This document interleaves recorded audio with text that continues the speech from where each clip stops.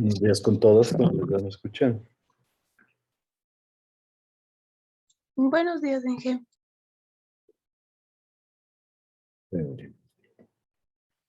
Vamos a empezar con la lista.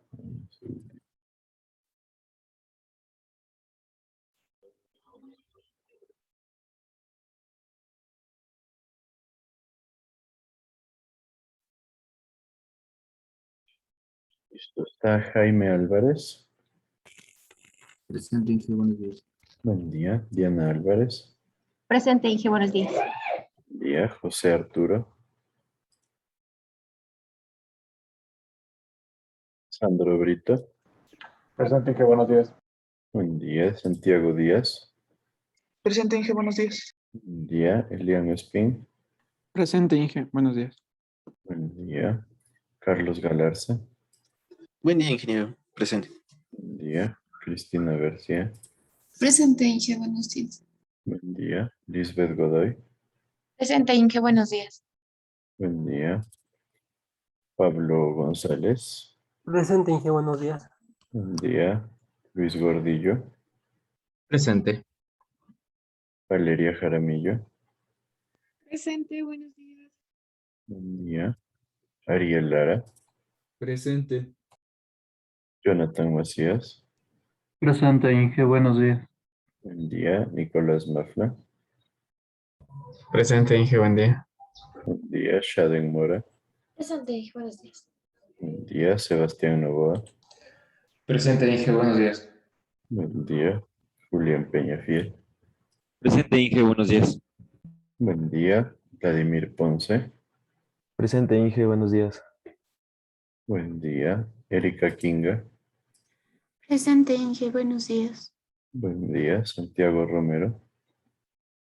Presente, Inge. Lenin Salazar. Presente, Inge, buenos días. Buen día. Andy Salazar.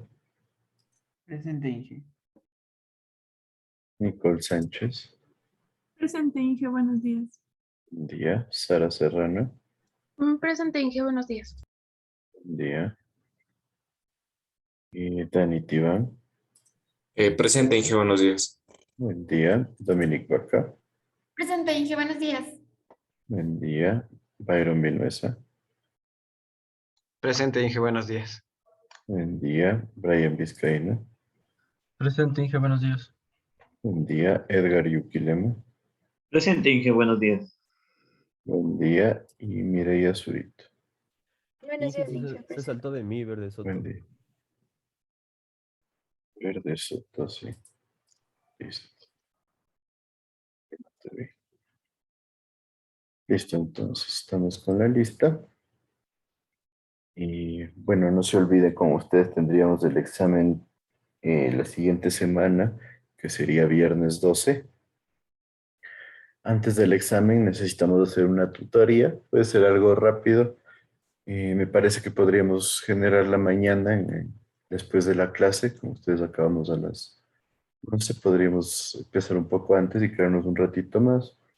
Entonces, aquí Sandro, porfa, para cuadrar eso y mañana hacemos la tutoría, ¿sí?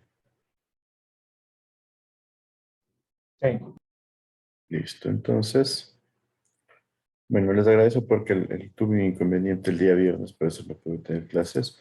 Estaba haciendo el análisis de cómo estamos con ustedes y hay que tratar de acelerarlo un poquito, pero creo que sí podemos cumplir el programa sin problema.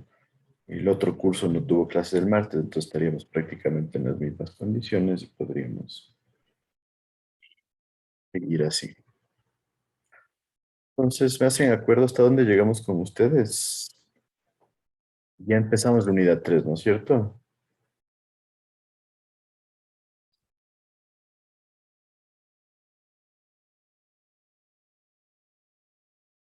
¿Hasta qué parte Sí, llegamos? Inge, ya. Ajá. Creo que estamos viendo componentes de una red de alcantarillado. Los componentes que eran los equipos de alcantarillado. Hasta aquí. O sea, recién comenzamos la unidad 3. Vimos unos videos y Y bueno, llegamos a los ya, por ahí, componentes. ajá, creo que ahí nos Ah, ya, quedamos. acometidos. Ya, chévere. Listo. Entonces vamos a continuar con esto. Saliremos un poquito esta parte que es más de conceptos que cualquier cosa. Entonces ya vimos lo que son las acometidas, que son todos los componentes desde la parte interna de un domicilio o comercio hasta ya justo antes de la red de alcantarillado.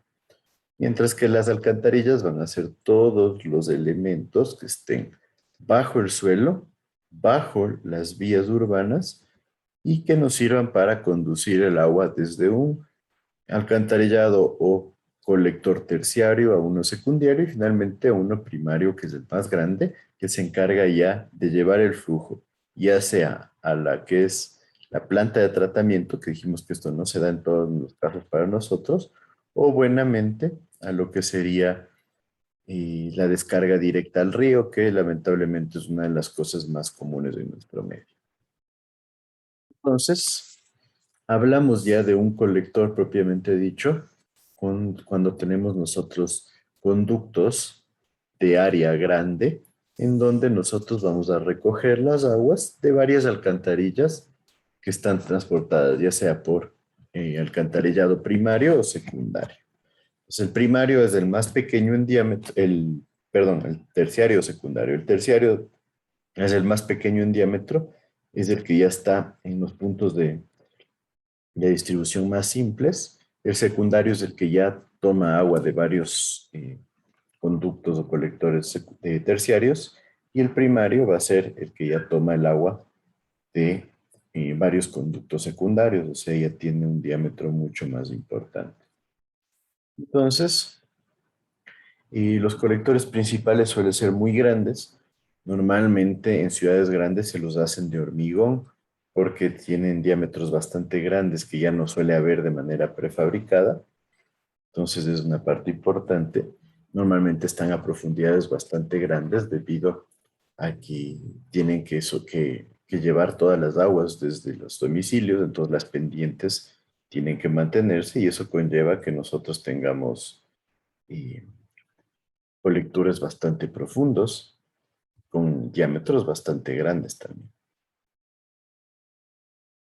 En ciudades o en poblaciones más pequeñas suelen también utilizarse de metal galvanizado, en algunos casos, en otros casos de PVC, teniendo en cuenta que hay que definir bien la resistencia del material, porque a veces cuando son muy grandes los conductos, suelen sufrir aplastamiento, y el aplastamiento genera que se deforme la sección transversal y que deje de funcionar como estaba eh, previsto en los diseños.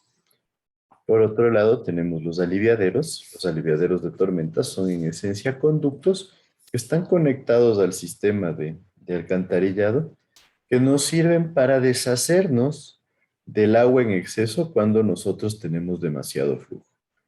Claro, en nuestra situación donde no tenemos demasiado tratamiento de las aguas, suele pasar que no se genera un inconveniente. Pero normalmente, ¿qué sucede? Aquí tenemos nuestra red de alcantarillado.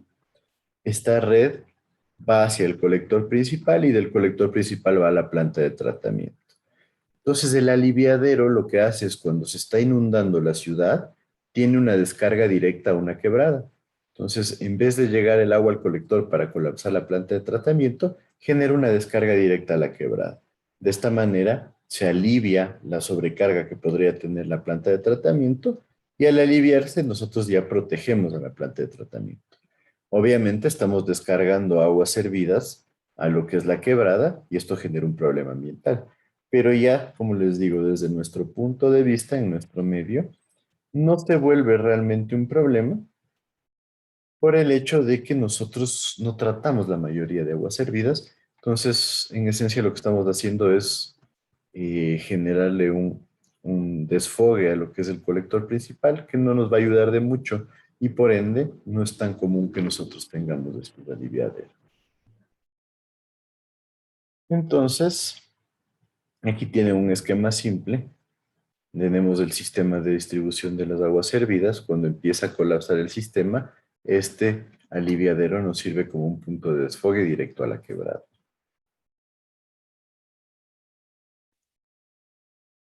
De ahí tenemos los emisarios de interceptores, que en esencia son elementos que transportan ya todas las aguas reunidas hacia la planta depuradora, que sería la parte final de lo que es nuestro colector principal. Normalmente el emisario ya lo que hace es llevar el agua a la planta de tratamiento, entonces suele ser un conducto de gran tamaño y suele tener ciertos requerimientos en cuanto a control, como les decía, para evitar que colapse lo que es la planta de tratamiento. De ahí tenemos las cunetas. En esencia, las cunetas son formas, normalmente tienen formas de tipo canal semicircular o canal triangular o canal rectangular, dependiendo de dónde se las coloque, pero se encargan de recolectar todas las aguas que tenemos nosotros en las vías. Y obviamente a las vías van a caer las aguas que están en los terrenos colindantes. Entonces la cuneta nos sirve como un direccionador para llevar el agua hacia un punto de desfogue. Entonces, ¿a dónde normalmente nosotros tratamos de llevar el agua? Pues, por ejemplo, a una descarga de alcantarilla o a una quebrada o a un punto de un invernal, ya vamos a ver cuáles son los invernales, o un elemento que nos sirva para deshacernos de flujos en exceso. Entonces, en muchos casos, cuando nosotros trabajamos con alcantarillado pluvial, separado del alcantarillado sanitario, tenemos la ventaja de que no necesitamos colocar los sumideros en todas las calles, sino en la mayoría de calles transversales colocamos solo cunetas. Entonces las cunetas redirigen el agua hacia un punto de descarga, normalmente un invernal, que es una rejilla grande, o un sumidero que está localizado en una curva, normalmente, para que estos se encarguen de recolectar todo el flujo. Entonces, una forma de ahorrar dinero y ahorrar material cuando tenemos un alcantarillado separado. Sí, lo vamos a ver más claro un poco más adelante. Aquí están los invernales que les mencionaba. Los invernales son las rejillas de gran tamaño que nosotros colocamos transversalmente a las vías o en zonas donde hay tendencia a acumulación de flujos, de tal manera que el invernal lo que tiene es la rejilla con un canal. Este canal está abajo del invernal y este canal se encarga de transportar grandes cantidades de flujo hacia un punto de descarga. Pues como les decía, cuando hay alcantarillado fluvial suele ser bastante útil tener los invernales. De ahí tenemos los pozos de inspección, que son cámaras verticales en donde nosotros podemos tener un acceso a las alcantarillas. Este es un pozo de inspección muy básico, pero ya cuando hablamos de los pozos propiamente dicho de las vías, son pozos profundos, normalmente con profundidades entre 3 metros, 3 metros 50, en donde nosotros tenemos una escalerilla, funciona más o menos así.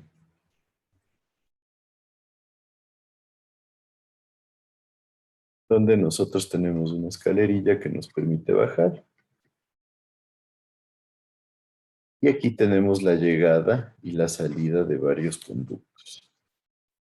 Inclusive hay conductos más altos y normalmente hay varios conductos en cada pozo de revisión. Y la idea de los pozos es primero permitirnos dar mantenimiento a los conductos y permitirnos poder destaponar los conductos en el caso de que se encuentren tapados. Y después permitir que nosotros tengamos puntos de unión de tubería para darles cambio de pendientes, darles cambio de dirección y de esta manera poder tener un mayor control acerca de lo que es el mantenimiento y la operación de los sistemas de alcantarillado.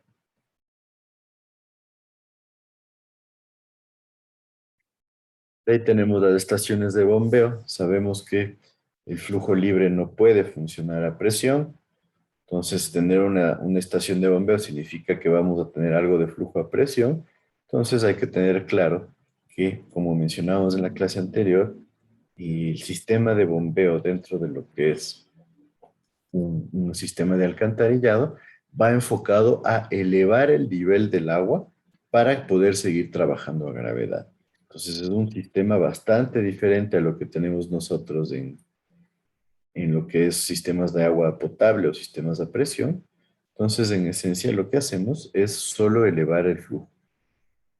Entonces, por ejemplo, tengo aquí mi alcantarilla, necesito elevar el flujo, aquí tengo mi sistema de bombeo, genero el transporte. Normalmente, solo para darle altura, no transportamos distancias muy grandes y continuamos trabajando con mi pozo a gravedad. Entonces, esa es la estrategia normal para un sistema de bombeo. Entonces, el sistema de bombeo está dentro de un pozo, como decíamos. La bomba tiene que tener condiciones especiales, por ejemplo, tiene que ser resistente a todos los elementos que pueden generar corrosión dentro de un sistema. Normalmente son bombas de acero inoxidable, lo que las vuelve más caras. También las bombas tienen que tener dentro de su rodete un espacio más grande, o sea, la parte rotatoria tiende a ser más grande. ¿Cuál es la finalidad de que sea más grande? Que pueda llevar mayor caudal y también que puedan entrar las partículas sólidas a la parte interna de la bomba. Entonces, tienen que ser bombas especializadas, tienen que ser bombas de buena calidad y obviamente las bombas dentro de un sistema de alcantarillado suelen ser mucho más caras.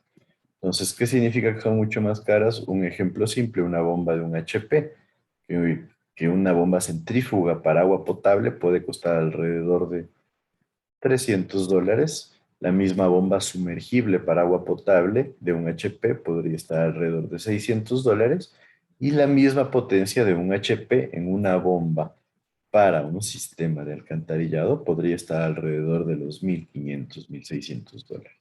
El costo es bastante más alto y necesitamos siempre evaluar que no se tapone las componentes internos, que la bomba esté funcionando bien, entonces requiere de mayor mantenimiento y eso hace que no nos suela representar una buena idea a nosotros utilizar sistemas de bombeo en alcantarillado. Suele ser más caro, suele ser más complicado y por ende nosotros tratamos de utilizarlo solo cuando nosotros no tengamos otra opción.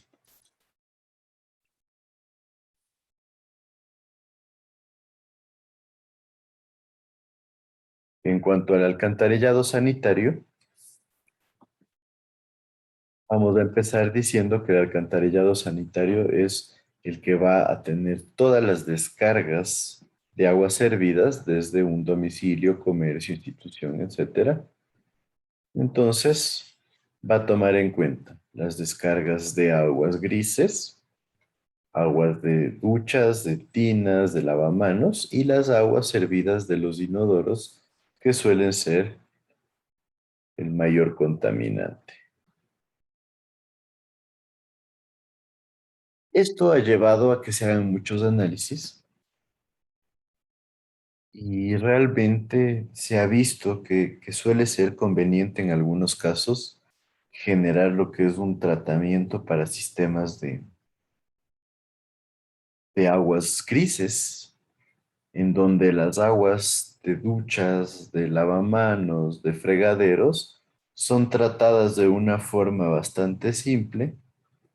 Normalmente se les genera un sistema de filtración, se genera un sistema de eliminación de grasas, porque tenemos los jabones, los detergentes que generan alto contenido de grasas, y después se le da algún tratamiento adicional como una desinfección.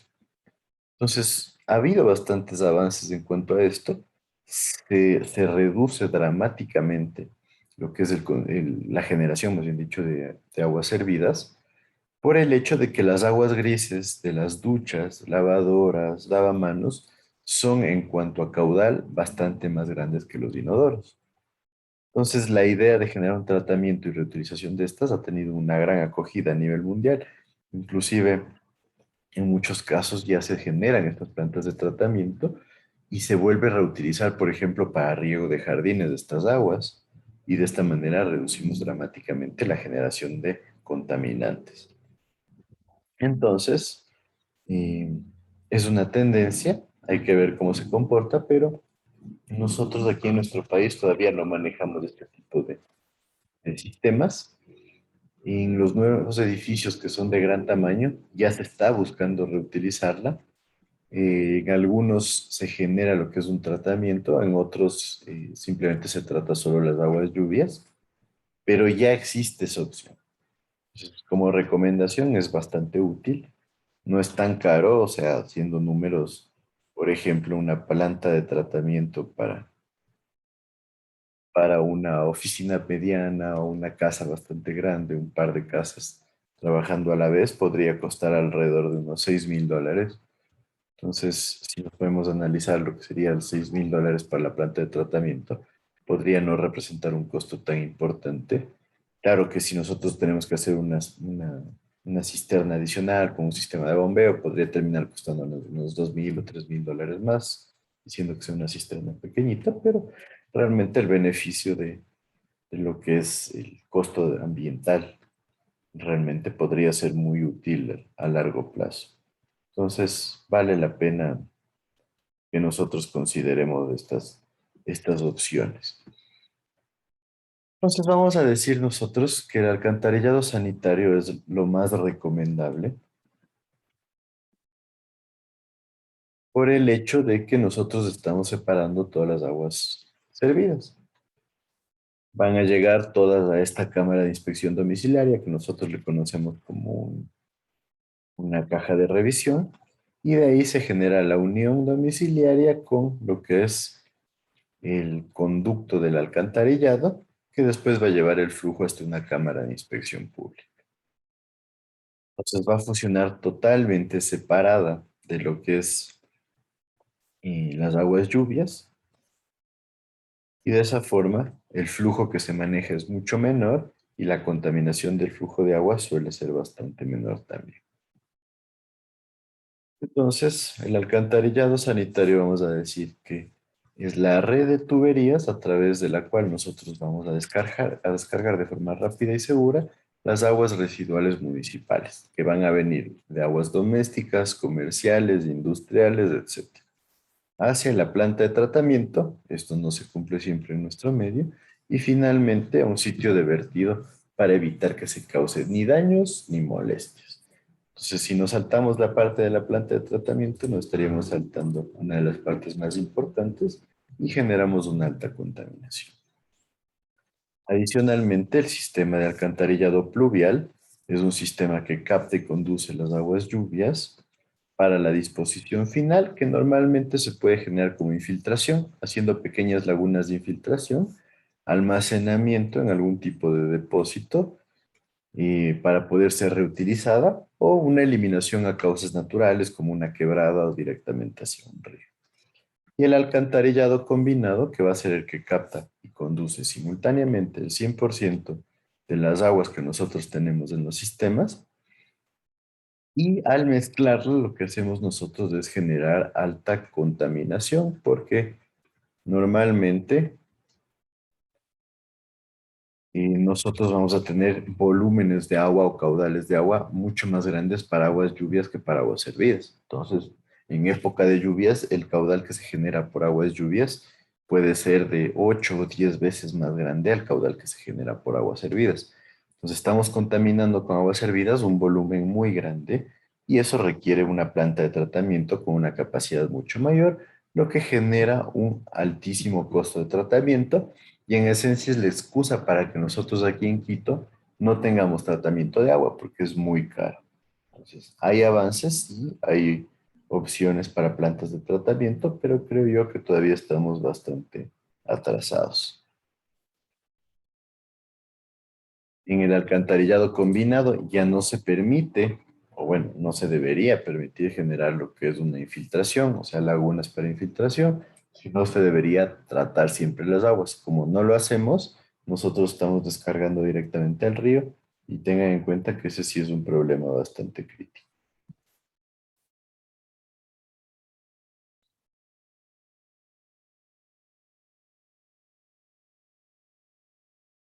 Entonces, los dos sistemas separados van a funcionar, uno para distribuir todas las aguas servidas y otro para todas las aguas pluviales. Entonces, todo lo que son drenajes van a estar conectados al sistema de aguas pluviales. Como les dije, no es que se duplique totalmente los trabajos, sino, por ejemplo, en las calles que no son principales y que tienen una pendiente que nos pueda ayudar para transportar el flujo de agua, nosotros vamos a utilizar solamente cunetas para llevar el flujo de agua hacia invernales o sumideros que van a encargarse de recolectar el flujo. Pues ahí se produce un ahorro importante de lo que es los costos de construcción y hasta cierto punto genera una compensación por lo que es el colocar dos tuberías que van a estar separadas y por ende necesitan dos excavaciones y varios trabajos adicionales. Entonces, como tipo de alcantarillado, podemos nosotros tener la opción de lo que se conoce como un alcantarillado semicombinado. ¿A qué nos referimos con semicombinado? A un sistema que va a conducir el 100% de las aguas negras y que va a producir ciertas áreas en donde vamos a captar un porcentaje menor al 100% de agua pluvial.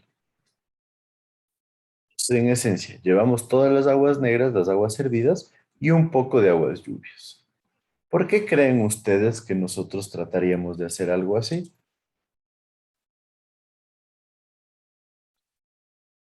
¿Qué me dices, Byron Vinuesa?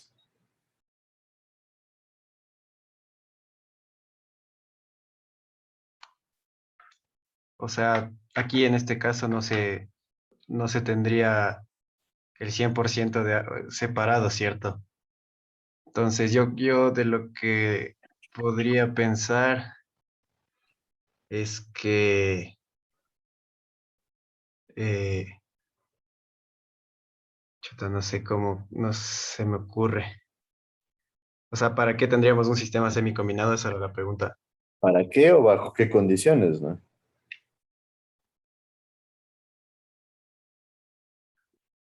Ya. ¿O crees que sería totalmente inútil y no lo necesitamos? O sea, en realidad, de lo que yo he visto es que en los pozos sí se necesita un poco de aguas lluvias para que limpien, o sea, para que se desfogue así el pozo. Por eso yo diría que sí se necesita al menos un poco o sea, de aguas lluvias.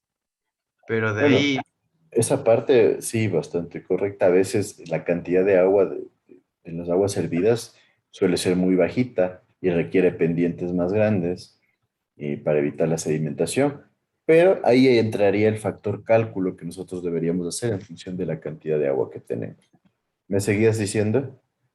pero de ahí yo pensaría que un acantilado semi combinado, o sea, bueno, tal vez si es que se quiera reutilizar las aguas lluvias de alguna manera, pero no se me ocurre por qué más se haría un semi combinado, porque acá en Quito tenemos el combinado, entonces solo he visto que sirve para eso en los pozos, pero de ahí no sé para qué más podría ser, la verdad. ¿Pero crees que sería útil en algún punto o no? O sea, en el punto de vista ambiental, tal vez tener separados es mejor y tratar las aguas servidas y las aguas lluvias, desfogarlas a una quebrada, ahí sí ya no habría problema. Pero de ahí ya no sé qué más, para qué más podría servir. Bueno, en esencia sí, un poco, algunas buenas razones, sí, nosotros a veces nos podríamos quedar con flujos muy bajitos para lo que es aguas servidas, y en ese caso sí podríamos ver la necesidad de contar con flujos extra de aguas lluvias, pero obviamente estaríamos contaminando esas aguas lluvias simplemente para poder transportarlas. Entonces, a veces podríamos refutar esa idea. Pero en esencia yo les diría que este semicombinado se vuelve una opción cuando nosotros tenemos un alcantarillado combinado, queremos irlo separando. ¿Por qué querríamos separar un alcantarillado combinado? Porque en esencia no nos ayuda desde el punto de vista ambiental, tener un alcantarillado combinado. Y si ya está hecho el daño, porque viene a ser un daño realmente, se tomaron muy malas decisiones cuando se decidió generar un alcantarillado combinado, pues si está hecho el daño, nosotros debemos tratar de ver una forma de no seguir generando daños. Entonces, ¿qué sucede? Si nosotros empezamos a trabajar como un alcantarillado semicombinado, simplemente podemos empezar haciendo labores como, por ejemplo, zonas que están cerca a la quebrada y se va a generar alcantarillado, puedes separarlo y conducir todas las aguas lluvias directo a la quebrada, mientras que las aguas servidas van al alcantarillado principal. Nuevos conjuntos que se encuentren cerca de ríos o quebradas, pues obligarlos a que generen un alcantarillado separado y manden todo lo que es agua lluvias a la quebrada directamente. Aquí en Quito tenemos un montón de quebradas, entonces suele ser fácil encontrar quebradas cerca. Y de esta manera nosotros podemos ir desarrollando un sistema semicombinado en donde cada vez vayamos separando más los flujos. Obviamente no vamos a poder llegarlo a hacer al 100%, pero si empezamos a evitar que la contaminación sea tan dramática cerca del flujo, nosotros podemos ir ya pensando en la aplicación de una planta de tratamiento. Pero si seguimos trabajando, generando obras que van a trabajar siempre como un sistema combinado, nosotros vamos a llegar a un punto en que ya no haya ninguna vuelta atrás. Por ejemplo, cuando la ciudad llegue a desarrollarse totalmente de forma urbana y se empiecen ya a colapsar los sitios donde podríamos generar alcantarillado, se volvería probablemente demasiado caro, que es un poco lo que está pasando aquí en Quito, ¿no es cierto?, en la zona central. Entonces, sirve como un sistema de transición o un sistema para un poco disminuir las afectaciones que se van a generar a lo que es el medio ambiente. Entonces, sí estaría claro cuál sería la aplicabilidad de este tipo de sistemas. Sí, Ya, porque a veces parecería que no es muy lógico, pero en esencia cuando el daño ya está hecho puede ser una muy buena opción. Y de ahí tenemos el alcantarillado combinado en donde realmente todo va al mismo conducto. Deberíamos tener la planta de tratamiento que genera un tratamiento, genera una protección al medio ambiente porque ya no vamos a tener descargas contaminantes, pero al final el agua no queda 100% pura, ¿no? Ojo que esta agua después de la planta de tratamiento no va a estar 100% pura, no es agua tomable. Después tiene que ser otra vez tratada en una planta de tratamiento para agua potable, donde nosotros ya podríamos tener una agua pura.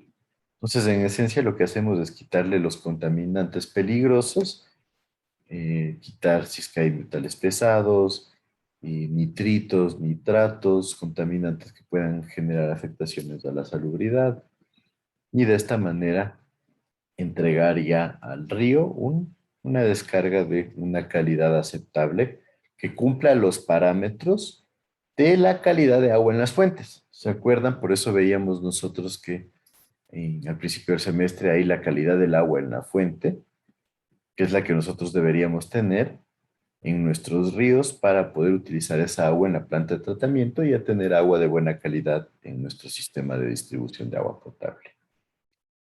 Entonces, ¿qué consideraciones debemos tener para seleccionar un sistema?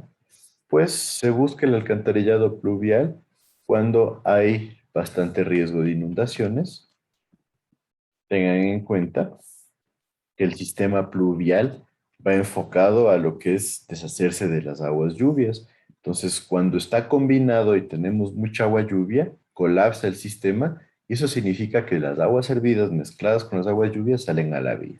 Entonces, desde el punto de vista salubridad, genera una ventaja dramática porque en el caso de inundaciones, lo que vamos a tener nosotros es un colapso solo del sistema de aguas lluvias. Entonces no es un agua contaminada, no nos genera un problema sanitario y nos queda una tranquilidad. Entonces una de las principales ventajas para utilizar un sistema de alcantarillado pluvial. Además de que no se lo coloque en todas las calles, como les he estado mencionando, se puede generar cunetas en las calles transversales. Entonces las calles transversales van a empezar a llevar todo el flujo hacia las calles principales y ahí nosotros mediante invernales o sumideros vamos a captar esas aguas, evitando generar largas excavaciones y evitando generar el costo del material, el costo de los conductos, ¿sí? Y esto nos genera un ahorro importante. La calle tiene que tener una capa de rodadura definitiva para evitar que se tapen las partículas, que se genere un ataponamiento de lo que es el colector, de lo que es el sumidero o el invernal, de manera que se proteja. Entonces, no es una buena recomendación colocar un alcantarillado de aguas lluvias en zonas donde tenemos un lastrado, por ejemplo, por el hecho de que se va a empezar a taponar y eso va a requerir costos de mantenimiento mayores. Aquí todavía hay filosofías de, claro, como existe en el municipio un plan de mantenimiento en el cual se genera un mantenimiento todo el tiempo de lo que son los sumideros, los invernales, y yo puedo botar basura al sumidero, y ustedes deben haber visto un montón de videos de gente que bota la basura directamente al sumidero, como si fuera un punto de descarga. Realmente eso es crítico porque primero tapa el sumidero, después genera inundaciones, y cuando se generan las inundaciones está cayendo basura mezclada con agua que se va a esparcir por todas partes.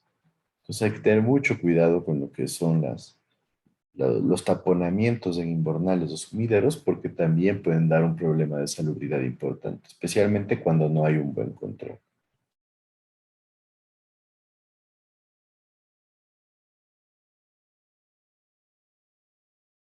Nos dice que utilizamos el alcantarillado combinado cuando ya tengamos alcantarillado combinado, o sea, cuando el daño ya esté hecho. Esto sucede en ciudades antiguas que no han buscado modernizarse, que no han tenido un desarrollo importante. Quito entra dentro de esta lista. También sucede en zonas altamente pobladas, en donde ya es muy difícil generar una transición, porque tenemos conductos demasiado grandes. Y podría darse cuando las aguas servidas representan un caudal mayor a las aguas lluvias. ¿Dónde creen que podría generarse esta situación? Que las aguas servidas sean más que las aguas lluvias. ¿Qué me dice? En zonas áridas, Cumbayá quizás. En zonas áridas, zonas donde no llueva. Bueno, aquí en Quito tenemos alta cantidad de lluvia y en Cumbaya llueve menos que en el resto de Quito, pero todavía llueve bastante. Yo les diría, no creo que lleguemos a tener más aguas servidas que aguas lluvias. Podría ser en una zona muy árida, en una zona desértica, en zonas dentro de Australia, lo que es el desierto de Perú, de Chile, en zonas donde realmente el volumen de lluvia sea muy bajito. En Egipto, por ejemplo, en las zonas desérticas de Egipto hay ciudades en donde llueve una vez cada 2 años, una vez cada 3 años, entonces no hay nada de agua lluvia. Ellos se abastecen directamente del río Nilo. Y entonces tenemos el caso donde sí podríamos hablar de más aguas servidas que agua lluvia. Que obviamente serían poblaciones en donde aparte hay grandes cantidades de habitantes que generen grandes cantidades de aguas servidas. Entonces, en estas condiciones podríamos recomendar un sistema de alcantarillado combinado.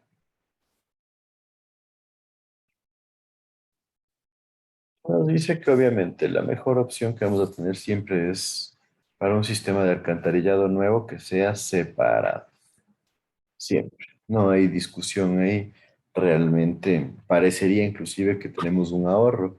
Si nos podemos analizar, el ahorro sería que tenemos un solo conducto que va a ser más grande, que va a tener una sola excavación, pero realmente si nos podemos analizar que el flujo de aguas lluvias va a ser considerablemente mayor y no necesitamos colocar este diámetro más grande en todas las vías, sino solamente en una parte de ellas para complementarlo con lo que son las cunetas, que las cunetas realmente no generan un costo adicional porque simplemente en vez de terminar las veredas de forma recta, se las puede dar una forma redondeada no suele incrementar dramáticamente el costo.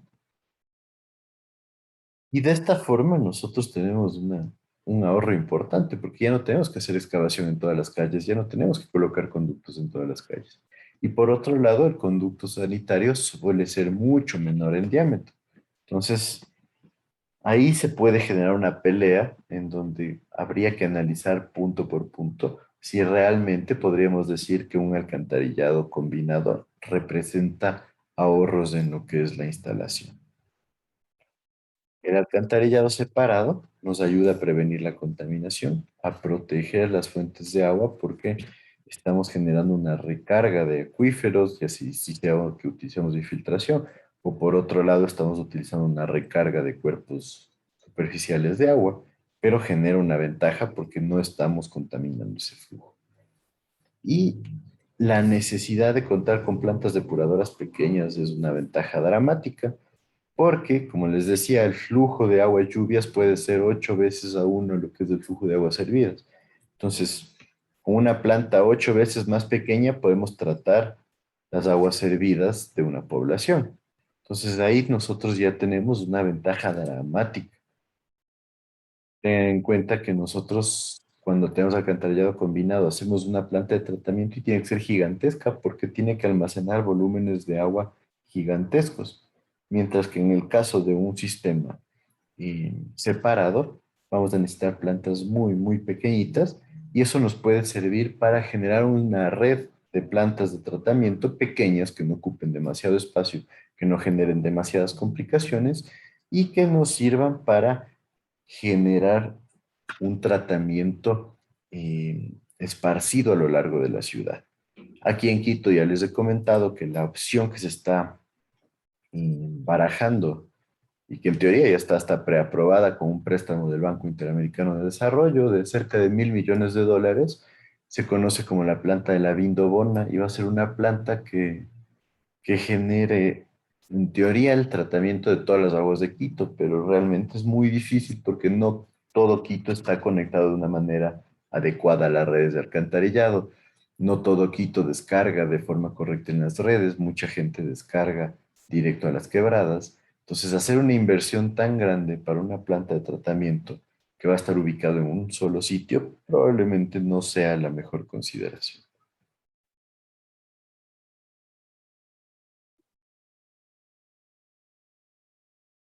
Entonces, nosotros dentro de lo que es un sistema de alcantarillado podemos barajar 3 opciones. La primera, el tubo está lleno, el agua cubre toda la sección transversal. La segunda, el tubo está lleno y el nivel de agua de la parte superior del alcantarillado está sobre el eje del conducto. Y el otro caso, que el nivel de agua está bajo el eje del conducto. De estas 3 opciones, ¿cuál les parece que sería la mejor para un sistema de alcantarillado y por qué?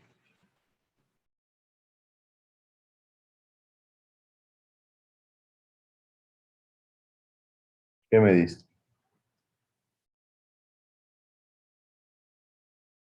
Si está lleno, no sería a presión. Entonces deberíamos evitar eso. Si está lleno, estaría o a punto de trabajar a presión, porque puede darse ese caso, ¿no? Que esté totalmente lleno, pero todavía hay a 1 milímetro ahí de aire que no significa presión interna. Pero perfecto, ese es un punto crítico y realmente no conviene. Y de los otros 2 casos,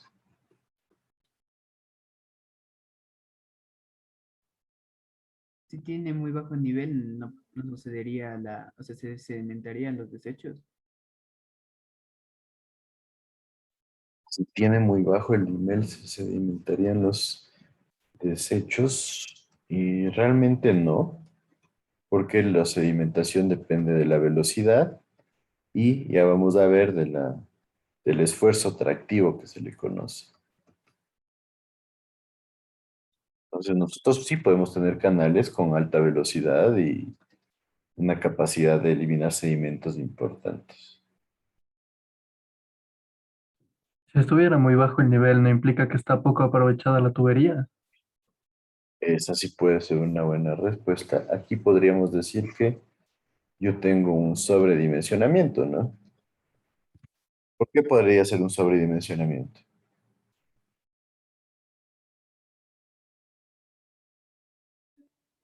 Para lluvias o tiempos de retorno, Ojo que este nivel de flujo estaría ya con el caudal de diseño, ¿no? El caudal de diseño ya tiene que considerar las lluvias.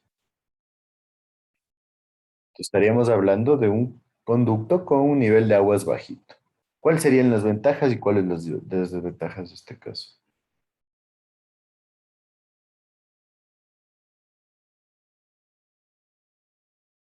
¿Qué me dice? se puede agregar más caudal a esa red. Se puede agregar más caudal, puede ser una ventaja, ¿no es cierto? Sí, si mi periodo de diseño son 30 años, pero yo estoy ocupando un nivel tan bajito de agua, capaz que yo le puedo dar más caudal después, ¿no?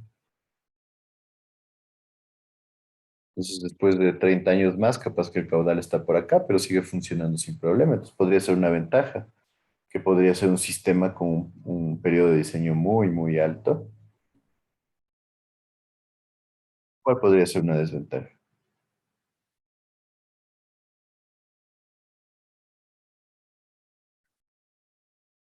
¿Qué me dice?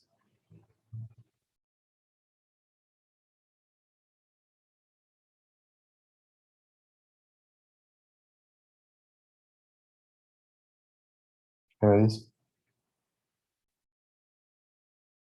Los costos. El costo se va a ir al cielo. Va a ser carísimo porque estoy realmente aprovechando casi nada de esto, ¿no? Y si tengo un caudal medio grande, significa que el diámetro de la tubería es gigante, ¿no? Entonces, el costo va a ser demasiado alto y por eso podríamos hablar de un sobredimensionamiento.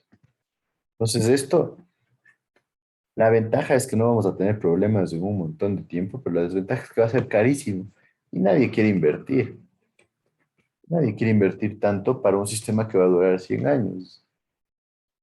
¿Por qué? Porque los alcaldes tienden a preferir generar más proyectos que tratar de convencerle a los habitantes de que ese proyecto va a durar un montón de tiempo. ¿Sí está claro?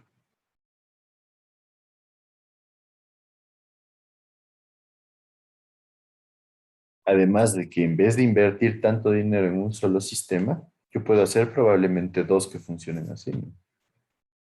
Entonces, por el lado de la eficiencia, la mejor opción es esta de acá. Porque tengo esto como una altura de seguridad. ¿Por qué seguridad? Porque si es que se llegan a sobrepasar los caudales de diseño, pues tengo esta altura para aguantar esos incrementos de caudal.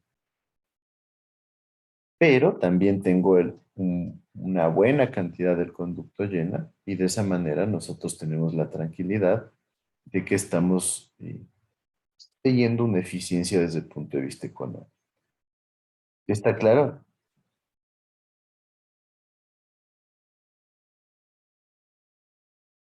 ¿Qué me dice?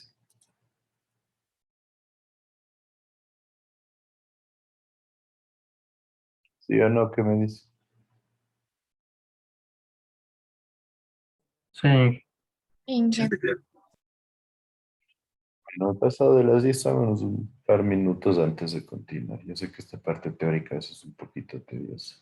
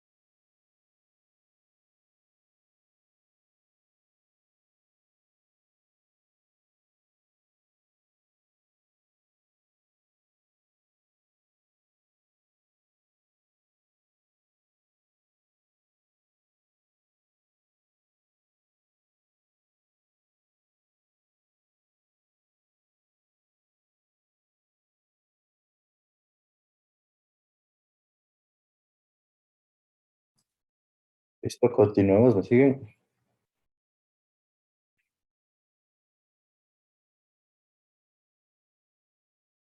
¿Me siguen?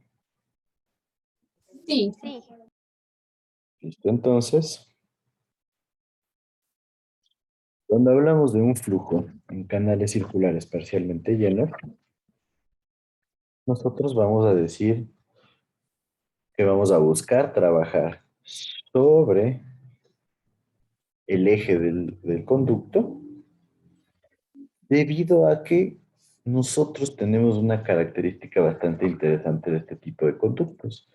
Es que nosotros podemos trabajar con velocidades promedio y caudales mayores a los que tendríamos si el conducto estaría completamente lleno. Entonces, eso significa que cuando la tubería está 100% llena, no tenemos la máxima velocidad ni tampoco el máximo caudal. Entonces, ahí se presenta una de las ventajas que motiva que nosotros generemos el trabajo con el conducto sobre el eje de la circunferencia. ¿Sí estaría claro este análisis? ¿Qué me dice?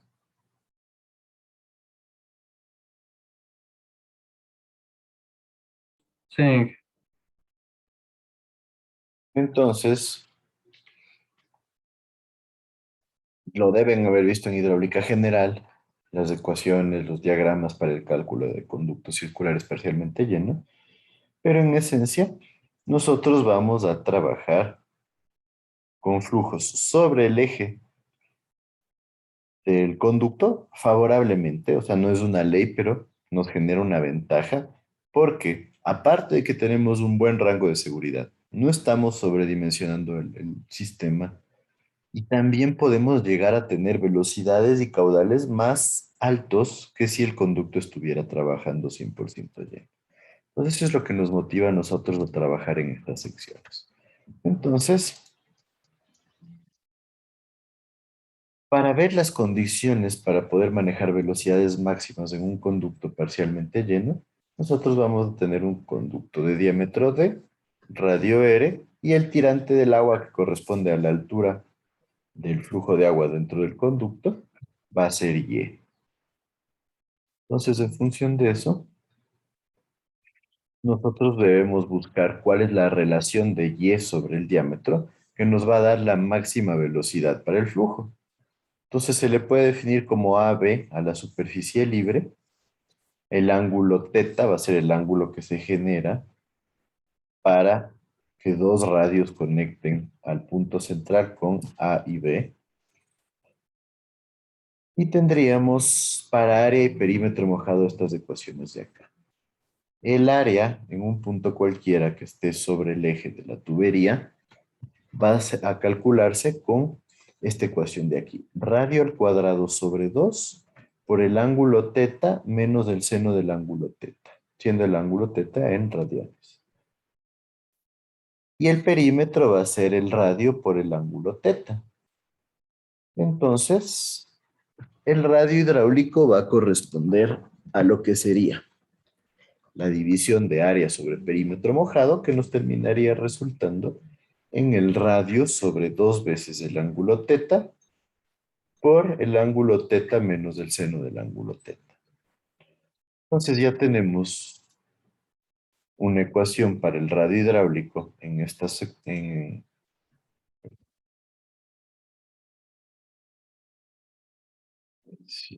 es correcto. Entonces tendríamos una ecuación para determinar el radio hidráulico en función del ángulo teta y de las características del conducto. Entonces nosotros vamos a decir que si trabajamos con la ecuación de Manning o de Chassid, vamos a tener siempre una forma así. La velocidad es igual a un valor constante por el radio hidráulico a la X. X va a variar dependiendo del tipo de ecuación que nosotros utilicemos. Entonces, si nosotros queremos definir que la velocidad sea máxima, el radio hidráulico va a ser máximo. Entonces yo puedo generar la derivada del radio hidráulico respecto al ángulo teta e igualarle a 0 y de esta manera yo puedo obtener mi valor máximo. Entonces, yo ya tengo mi ecuación del radio hidráulico. Si la reemplazo, puedo generar esta ecuación de aquí y asumir que el ángulo teta va a ser similar a la tangente del ángulo teta. Entonces, cuando yo igualo a 0 la ecuación ya derivada, voy a obtener que el ángulo teta correspondiente para que la velocidad sea máxima, o sea, que el radio hidráulico sea máximo, es de 4.4934 radianes. Esto equivale a 257 grados con 27 minutos y 10 segundos, que podríamos un poco resumirlo, aproximarlo a 257 grados con 30 minutos. Y vamos a decir que este ángulo teta corresponde a la velocidad máxima. ¿De dónde salió el ángulo teta? Simplemente de igualar la ecuación en función del radio hidráulico a 0 para obtener el valor máximo, porque cuando el radio hidráulico es máximo, la velocidad va a ser máxima. ¿Sí me comprenden eso entonces?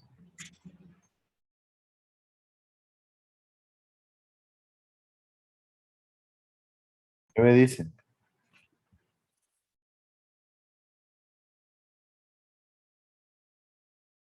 Prendamos las cámaras, por favor, porque no les noto muy participativos.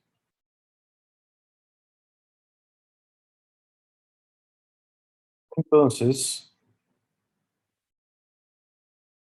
si yo resto 2pi menos el ángulo teta me da 102.30 grados. Y yo puedo sacar el tirante y como el radio multiplicado por 1 menos el coseno del ángulo teta sobre 2 y obtener que la relación y sobre d, o sea, la altura del agua respecto al diámetro total, me da 0.8128, que yo puedo simplificar diciendo que cuando yo tenga una altura del agua igual al 81% del diámetro, yo tengo la velocidad máxima en un conducto trabajando parcialmente lleno, un conducto circular parcialmente lleno. Y vemos que el resultado es independiente a cualquier ecuación que se utilice para la velocidad media. ¿Por qué es independiente? Porque aquí vemos que tengo la constante, no me importa la constante, lo que me importa es el radio hidráulico. Entonces siempre voy a tener, ya sea la ecuación que yo utilice, que la velocidad máxima se da cuando el tirante es del 81%. Entonces, de esta manera, nosotros ya tendríamos claramente un sitio para poder evaluar que podríamos tener esta velocidad máxima y de esta forma buscar una mayor eficiencia dentro de lo que es el funcionamiento del conducto. Ahora hay que evaluar también qué pasa con el caudal, qué relación de profundidad versus diámetro nos da el caudal máximo. Pues simplemente yo tengo la ecuación del área, perdón, la ecuación del perímetro y la ecuación del radio hidráulico. Si utilizamos la ecuación de Manning, tendríamos esta ecuación de aquí en función de área, radio hidráulico, pendiente y el coeficiente de Manning. Entonces, la pendiente y el coeficiente de Manning son constantes porque no genera ninguna influencia el material que tenemos ni la pendiente, sino lo vamos a tener siempre como el mismo valor. Y nos da a entender entonces que para nosotros buscar un caudal máximo, tendríamos que tener un valor máximo de la multiplicación área por radio hidráulico. Entonces, como yo tengo que buscar maximizar el área por el radio hidráulico, nosotros deberíamos derivar lo que es el área multiplicada por radio hidráulico con respecto al ángulo teta, y tendríamos resolviendo la ecuación de la derivada, algo así, que nosotros nuevamente deberíamos buscar obtener un máximo Entonces yo puedo igualar esta ecuación a cero para encontrar el máximo y obtendríamos esto de aquí que nos conlleva a un valor de teta igual a 5.278 radianes. Esto corresponde a 302 grados con 24 minutos y 26 segundos, que se puede aproximar a 302 grados de 30 minutos.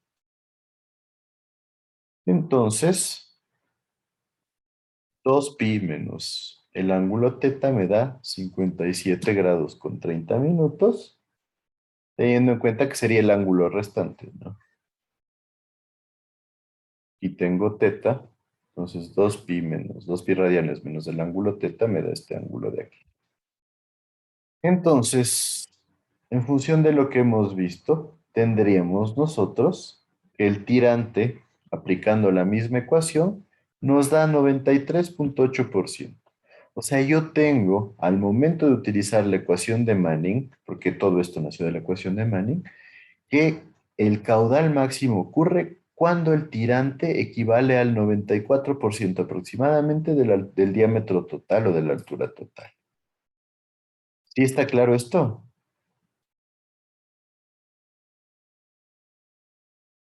Entonces, si el caudal máximo ocurre cuando tenemos 94% de altura total y la velocidad máxima cuando en el 81%, ya nos da una idea de cómo se comportan las velocidades y el caudal conforme va variando la altura del agua dentro del conducto.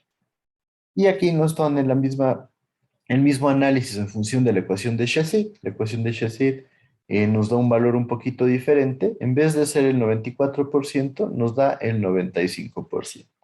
Entonces, simplemente esto por motivos de que ustedes lo sepan, no nos vamos a dar mucho hincapié, nos vamos a quedar con la fórmula de Manning y el 94%. Entonces, nosotros podemos ya tener claramente una idea de cómo se comportan velocidades y caudales dentro del conducto y que nos da un valor máximo entre el 80% para el 81% para velocidad y 94% para caudal. Ahora, a partir de esto, nosotros podemos utilizar para una sección circular que no conozcamos claramente, un método gráfico en donde nosotros tenemos en el eje vertical la relación de la profundidad del agua respecto al diámetro total y después tenemos relaciones entre lo que sería el área real del flujo y el área de la sección transversal total, o sea que sería la circunferencia. Esta sería el área de la circunferencia.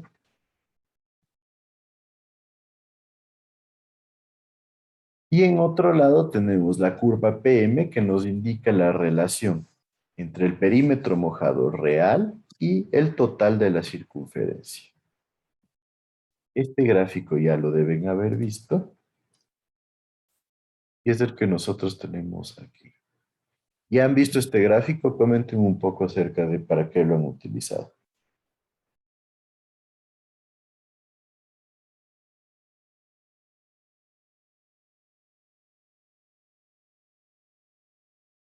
¿Qué me dicen?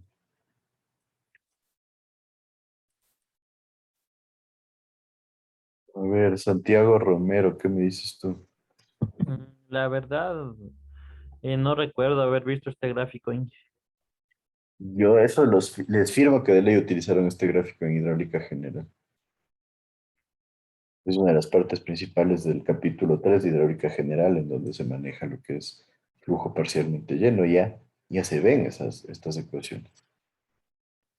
Así que de ley las vieron. ¿Qué me dices, Mireia Zurita? No, Inge, tampoco recuerdo, la verdad. Julián Peñafiel.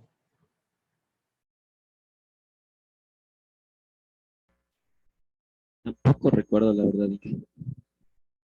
¿Qué pasó? ¿No les dieron o ya se han olvidado de algo? Que es algo bastante básico, ¿no?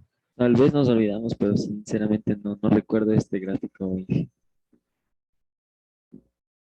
Las ecuaciones sí vimos, pero el gráfico como tal, yo tampoco recuerdo que lo hayamos usado. Bueno, este gráfico es una de las formas más básicas para poder resolver conductos parcialmente llenos. Por el hecho de que tenemos ya toda la información aquí. Aquí está la relación profundidad sobre diámetro. Y aquí nosotros tenemos la curva de áreas, la curva de perímetro mojado y también tenemos una curva de radio hidráulico. Entonces la relación que tenemos acá es para la curva de áreas sería el área que nosotros tenemos en nuestro conducto respecto al área total. El de perímetro sería el perímetro en el análisis que estamos haciendo respecto al perímetro total y el radio hidráulico lo mismo. Entonces, aquí vemos, cuando nosotros tenemos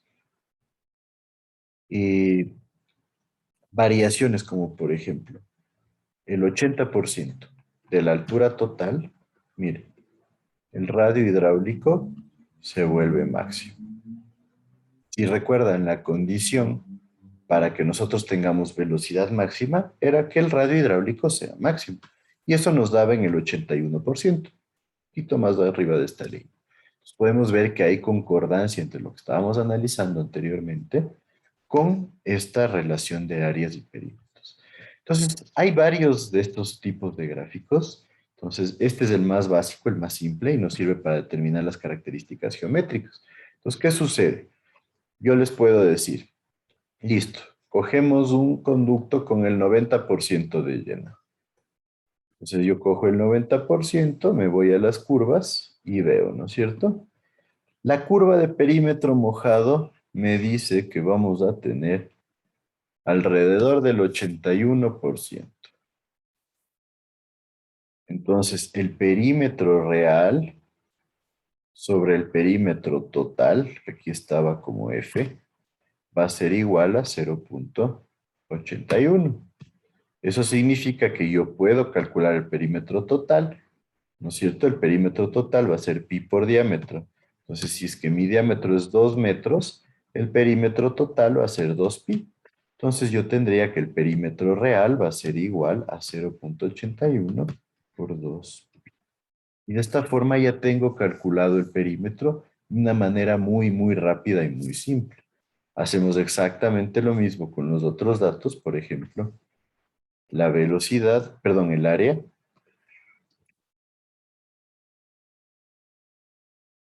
Nos da alrededor de 0.90. Si este sería el 5, podríamos estar hablando de 0.97.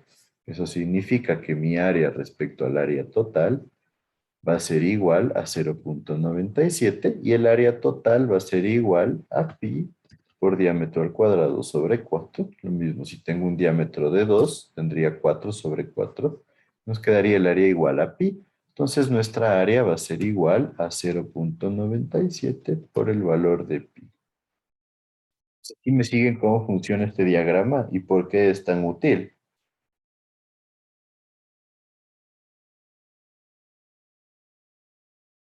¿Qué me dice? Sí. Entonces, este diagrama es el más básico, como les digo. Me parece que aquí adelante tengo el diagrama que es un poco más completo. Sí, este de aquí. Este del mismo diagrama nace de la misma relación, altura, profundidad del agua respecto al diámetro total. Entonces, aquí tenemos hasta el nivel máximo. Y tenemos varios datos. Por ejemplo, aquí tenemos el valor de T sobre DO, donde T es el ancho del agua. En la parte superficial se genera una curva un poco diferente al resto. Y de ahí tenemos, por ejemplo, el radio hidráulico respecto al radio total, el área respecto al área total y el perímetro respecto al perímetro total. De la forma un poquito más compleja, sí, porque añadimos un par de factores adicionales. Tenemos también la característica del valor de Z, en donde recuerden, Z va a ser igual al área por la raíz del diámetro que nosotros estaríamos manejando.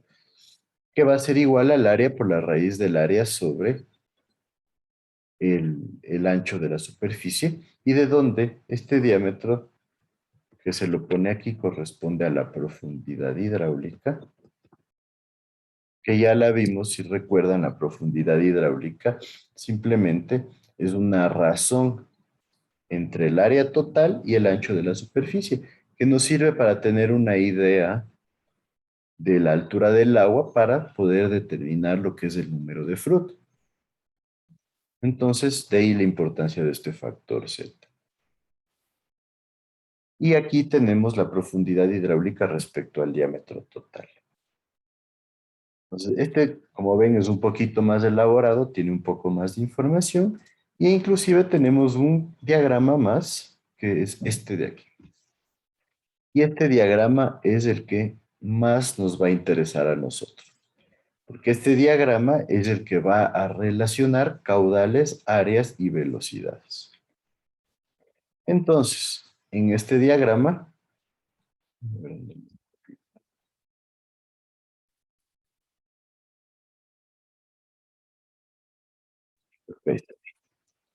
nosotros vamos a tener variaciones en función del coeficiente n, que aquí lo pone como el coeficiente de Cooter, pero sabemos que es exactamente el mismo coeficiente que el de Manning. Entonces, en este diagrama también partimos de la relación altura del agua sobre diámetro total y la relacionamos con las relaciones caudal respecto al caudal total, velocidad respecto a la velocidad total, radio hidráulico respecto al radio hidráulico total. Entonces aquí vemos que nos habla de un coeficiente variable y un coeficiente constante. En nuestros cálculos, nosotros vamos a enfocarnos en lo que es el coeficiente constante, porque asumimos que el coeficiente de Manning o de Cooter se va a mantener constante a lo largo del tiempo. Entonces, todos los análisis que nosotros hemos hecho se van a enfocar a lo que es el coeficiente constante. Entonces, aquí tenemos, por ejemplo, para el caudal constante, si recuerdan, la relación nosotros teníamos el caudal máximo cuando tengamos alrededor del 0.94%, más o menos por aquí. Y ven, aquí se representa en esta gráfica el caudal constante, el caudal sobre el caudal total con el coeficiente constante en el 94%. Y si ven, tenemos un valor de 1.05. ¿Por qué tenemos un valor de 1.05? ¿Qué me dice Sebastián Novo?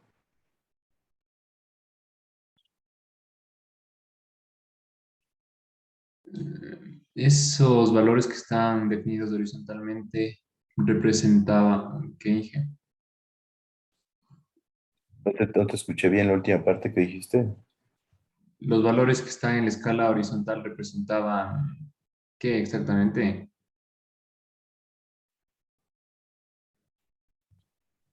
Es que lo que te estoy diciendo es que es una relación caudal sobre el caudal cuando está totalmente lleno. ¿Por qué aquí yo tengo 1.05? En este punto, al 94% que dijimos que corresponde al caudal máximo que manejamos en una alcantarilla.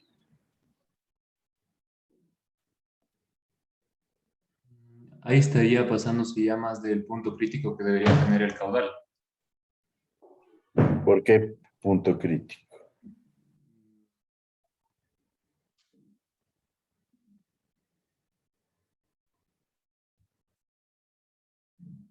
No hemos hablado realmente de que sea algo crítico, ¿no?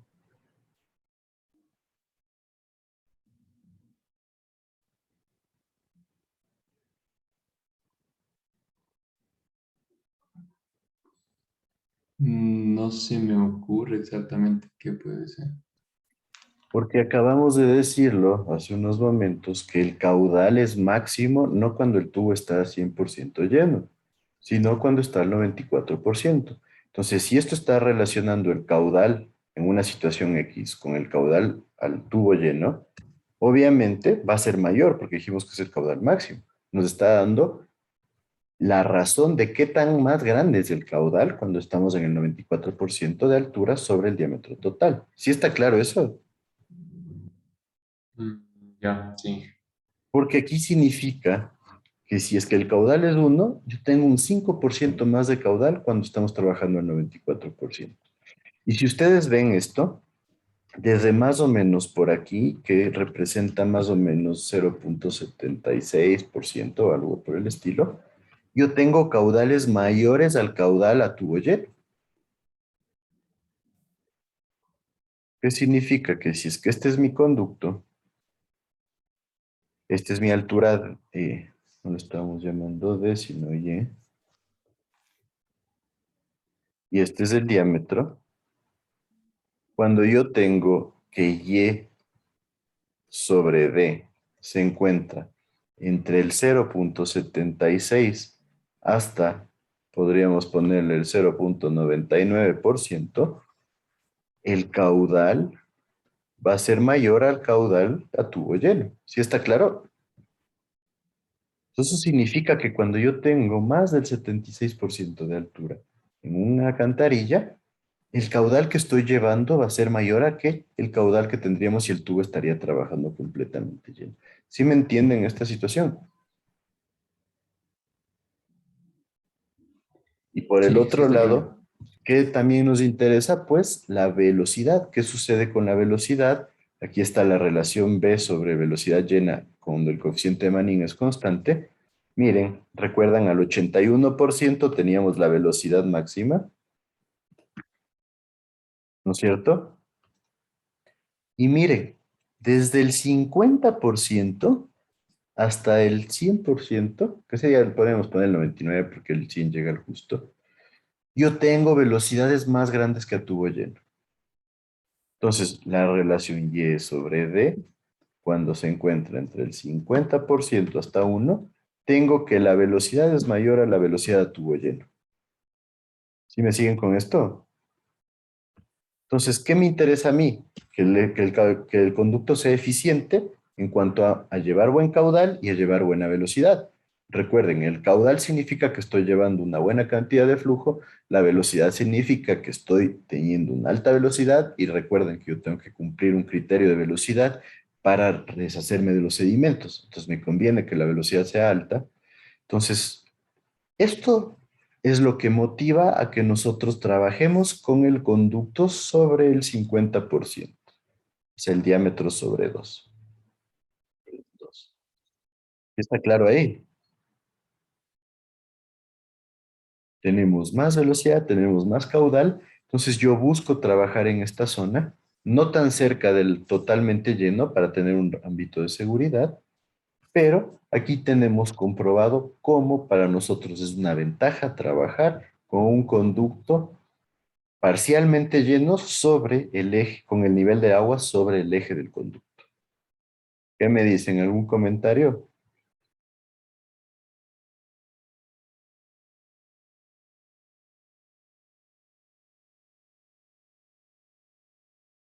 ¿Está realmente claro esto para todos? Es importante que lo tengan muy claro porque ya lo deben haber visto en hidráulica general.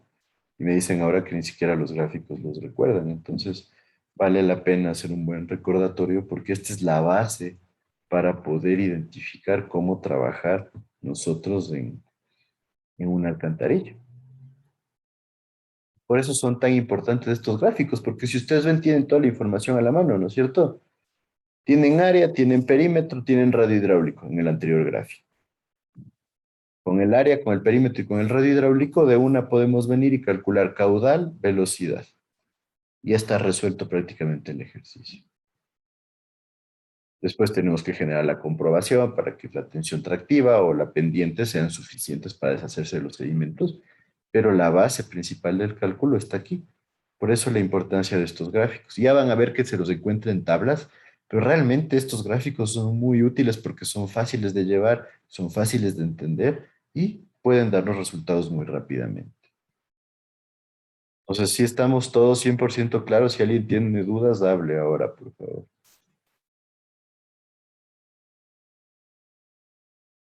Bueno. Entonces, dentro de lo que estamos viendo,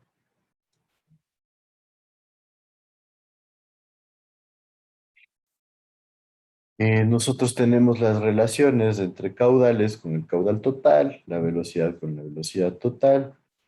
Nosotros tenemos las curvas, inclusive con la rugosidad constante y rugosidad variable, en función de la altura. La rugosidad variable es un tema un poquito más complejo, porque nosotros tendríamos que generar un análisis un poquito más elaborado, que realmente no vale la pena hacerlo.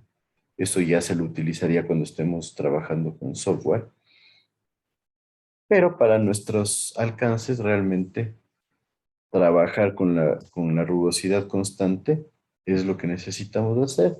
Definimos cuál es la rugosidad a tubo lleno y en esencia, en función de eso vamos trabajando. Ahora, entonces, lo que nos dice un poquito aquí es cómo trabajar cuando tenemos la rugosidad variable y nos dice que si estamos trabajando, por ejemplo, con un coeficiente a tubo lleno de 0.013, cuando nosotros estaremos trabajando al 70%, vamos al gráfico, ¿no es cierto? Estamos hablando aquí de que nosotros estamos analizando el coeficiente de Manning, que está acá. Entonces, si ven esta relación n sobre n, nos dice que cuando estamos viendo el diámetro del 0.7%, nosotros vamos a ir acá, vamos a ver que estamos trabajando en el 85% de relación del coeficiente de Manning. Eso significaría que tendría el coeficiente a tubo lleno sobre el 85%, que equivale a 0.015. Entonces, de esta manera, este sería el coeficiente n para el trabajo a 0.7 veces. Genera un poco más de complicación y realmente suele ser conveniente para nosotros trabajar con el coeficiente de Manning constante. Simplemente para que un poco entiendan cómo se genera esto del coeficiente variable.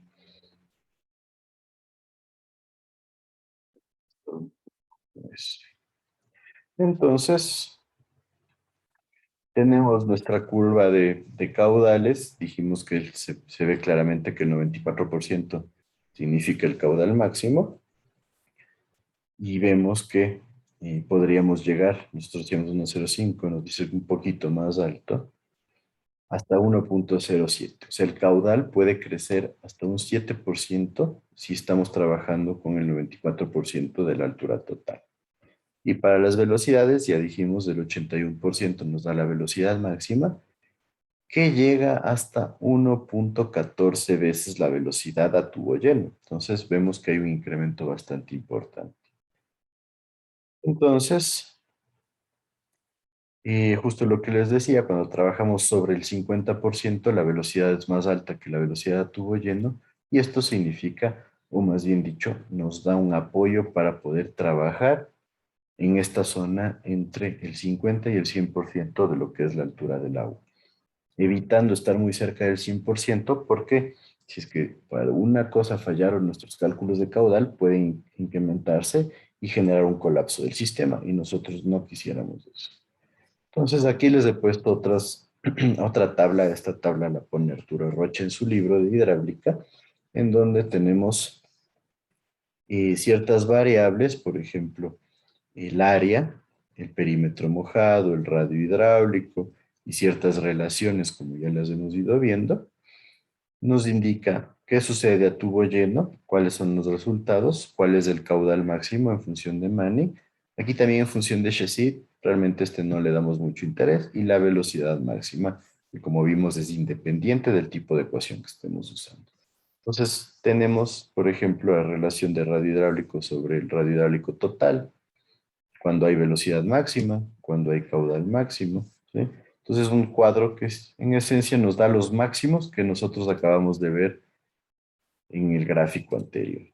Y aparte, nosotros tenemos este tipo de tablas, en donde estas tablas nos dan los resultados similares a los del gráfico, pero tabulados. Entonces nos dice la relación Y sobre D da tanto. Aquí está el 1%.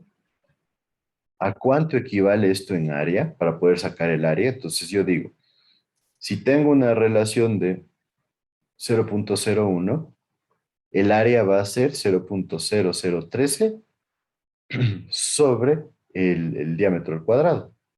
Entonces el área sobre el diámetro al cuadrado va a ser igual a 0.003. Entonces si yo ya conozco el diámetro al cuadrado, puedo calcularla y para esta relación del 1% puedo obtener cuál es el área del agua.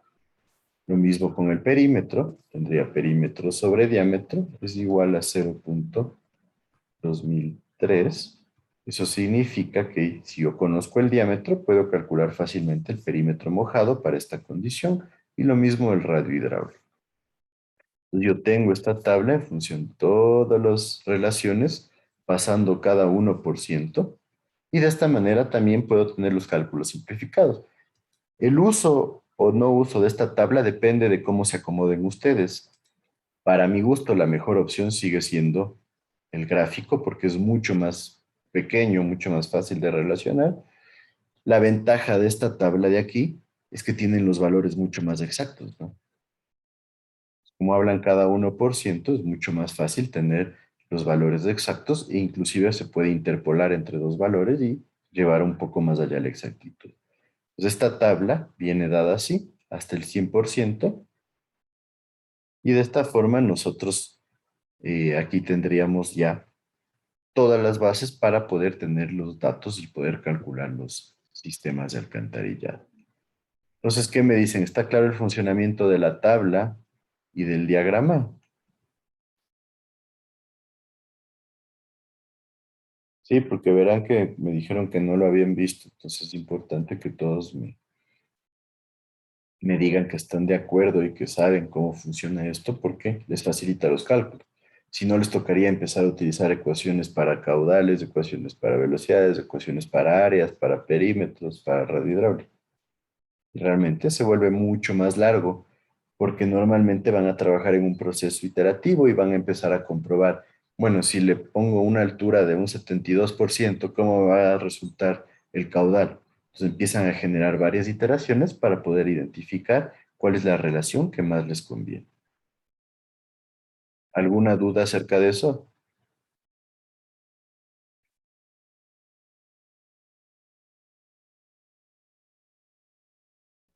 No, y que todo claro. Bueno, como esto de aquí son cosas un poco simples, entonces veámosla rapidito. Entonces, como conclusión, el canal semicircular es el más eficiente. ¿Por qué es el más eficiente el semicircular? Esto sí lo deben haber visto también en hidráulica general. Cuando vemos las secciones de máxima eficiencia hidráulica, nosotros veíamos que se produce la máxima eficiencia cuando nosotros tenemos para un mismo caudal la sección transversal más pequeñita y lo mismo para una misma sección transversal el máximo caudal. Y después de varios cálculos se determina que la sección más eficiente desde el punto de vista hidráulico es la que menor perímetro ocupa para una misma área. Entonces, la sección en general que menor perímetro ocupa para una misma área es la semicircular y viene a ser la más conveniente desde el punto de vista de eficiencia hidráulica. Entonces, no es utilizado porque es difícil de construir. No tendría que ser el canal cerrado, sino solo ser semicircular. Y entonces, en esencia, es la razón a que motivó a que nosotros trabajemos con una alcantarilla como un canal circular, buscando una mejor eficiencia hidráulica. Y nos dice que inclusive las secciones circulares, de acuerdo a investigaciones, en este caso de un investigador Barragán en España, ha llevado a ver que las secciones circulares generan ahorro en la construcción respecto a secciones trapeciales, inclusive hasta un 22% en ahorro. Entonces, aunque no se puede generalizar, la eficiencia y el costo son las que han llevado a que las alcantarillas trabajen de forma circular Y obviamente nos dice que deberíamos hacer un análisis técnico-económico, pero este es el empuje que ha recibido la forma circular para ser utilizada de manera generalizada como alcantarilla. Entonces, aquí tienen las ecuaciones, les he puesto aquí. Como les digo, realmente me parece que es mucho más fácil trabajar con los diagramas o con las tablas, pero aquí tenemos, si es que alguien necesita alguna de las ecuaciones para utilizar. Aquí está la principal, que es el área, que va a ser diámetro al cuadrado sobre 8 por la relación del ángulo teta menos el seno del ángulo teta. Y el perímetro mojado, que va a ser el diámetro sobre el ángulo teta sobre 2. Recuerden que el radio hidráulico nacía de estas dos ecuaciones y lo mismo. De esta manera nos queda el radio hidráulico como diámetro sobre 4 por 1 menos el seno del ángulo teta sobre el ángulo teta. Una pregunta, profe, ¿esas ecuaciones son en radianes? Claro, en radianes. Estás hablando del ángulo teta como un valor en radianes. ¿Sí?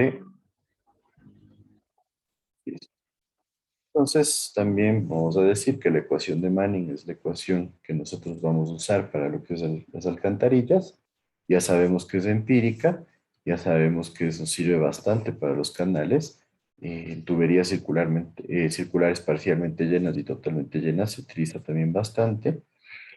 Los inconvenientes van por el lado de que tome en cuenta un coeficiente empírico, no tome en cuenta la variación de viscosidad por temperatura. A veces en alcantarillas esto sí podría generar una influencia, entonces habría que tener cuidado, pero realmente no genera una afectación importante. Las variaciones por el coeficiente de velocidad las tome en cuenta. Realmente no hay un problema y es la ecuación de Manning con el coeficiente de Manning son las más utilizadas, aunque como vemos hay ciertas limitaciones que nosotros deberíamos considerar. Entonces les pongo nuevamente ecuación de Manning básica. Cuando estamos hablando del tubo lleno, tendríamos la ecuación de esta forma en función del diámetro. Y tendríamos la ecuación para tubo parcialmente lleno, considerando el ángulo teta. Aquí es importante la influencia del ángulo teta. Y lo mismo, esta es la ecuación de caudal. Y la ecuación básica de Manning en función del caudal. Y aquí tenemos la ecuación de Manning en función del diámetro. Y teniendo aquí en cuenta el ángulo teta.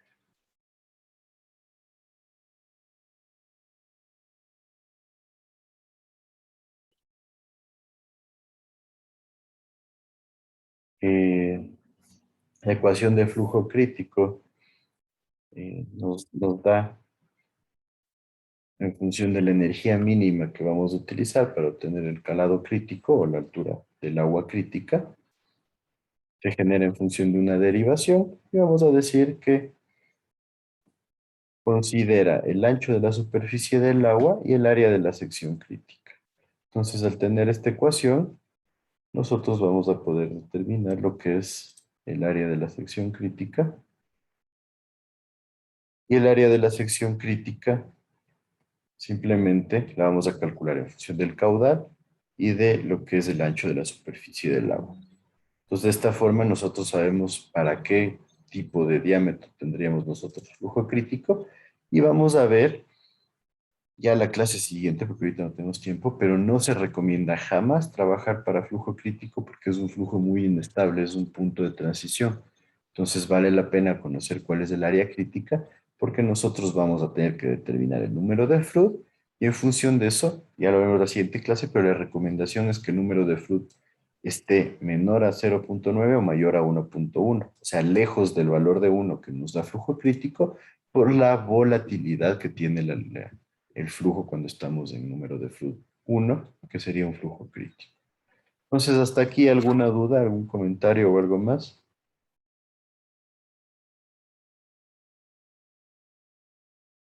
¿Qué me dice? ¿Nadie?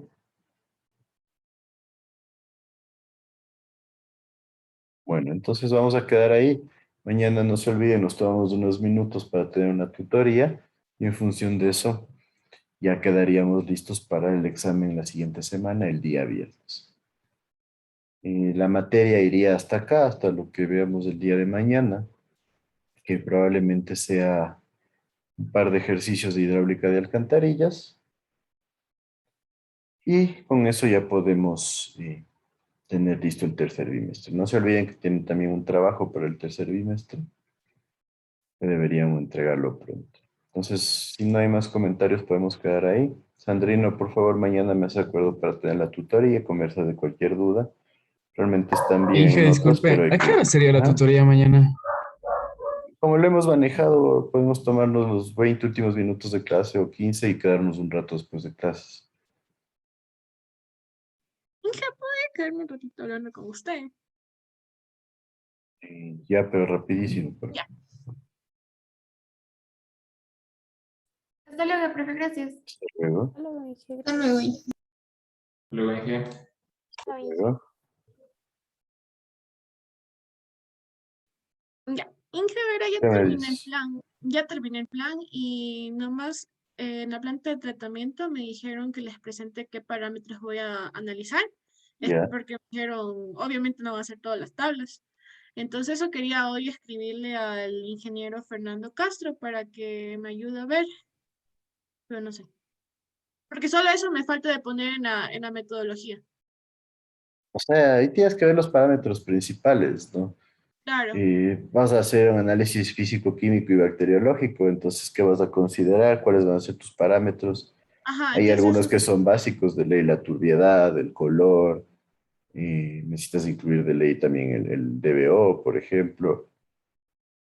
Pero yo te diría más bien conversa con, tú dijiste que ya estabas conversando con el técnico de la planta.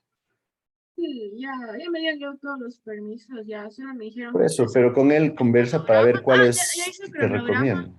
Ajá. y, o sea, tenía establecido que en las tomas de muestras hacer en un periodo de 3 meses una muestra, eso me dijo la bioquímica de la planta, Ujú. que haga una muestra, 3 muestras diarias de agua cruda y de agua potable que ingresan y que salen de la planta y durante una semana y en un periodo de 3 meses en cada planta, para así ver cómo varía según el tiempo, el clima, algo así me dijo. Ujú. Entonces eso ya le puse en la metodología, pero me dijeron que, o sea, que vea qué parámetros voy a analizar. Exacto, por eso, pero yo te diría más bien conversa con ellos para ver cuáles son los parámetros que ellos consideran que están débiles, ¿no? Ya, entonces eso Pero ya ya le tienes voy a... los básicos, que va a ser color, turbiedad, el Ajá. pH, tienes que ver lo que es el DBO5, coliformes fecales, o sea, eso es lo básico. Y de ahí vele qué es lo que más le vas a poner, ¿no? Ya. Pero ahí ya sí le puedo pasar para que me revise si ya todo lo del alcance. En el alcance hice referencia al plan metodológico porque no quería poner en específico, como son tablas, entonces no quería poner todas o sea, no quería poner eso en el alcance, sino que hice referencia que hay en el plan metodológico de la metodología, ahí lo puse. Mm. ¿Sí saben? Y yo creo que no habría un lío ahí. Como te Ajá, digo, no no, necesitas no poner de de todo, todo. ¿no? Entonces, Digo, no, no no hablo con el necesitas ingeniero Castro, poner. sino que hablo con los de la planta misma. Yo te diría, o sea, diles qué es lo que ellos consideran o te recomiendan utilizar. Ya tienes los parámetros básicos, pero si es que hay algún parámetro que ellos consideren como adicional, que lo Claro, puedas porque tener como claro. en Machala es una fuente de pozo, y en cambio en Piñas es una fuente de quebrada, de una quebrada. Sí, Entonces ahí claro. en la de pozo tendría que analizar lo de algunos minerales para Claro. ver, es que sí Ajá. la ya. Entonces, claro, investiga ahí porque eso también incluye. Pues te digo, es más fácil que converses directamente con ellos, les digas que aparte de lo básico, ¿qué considerarían ellos que mides? Ya. Entonces, ella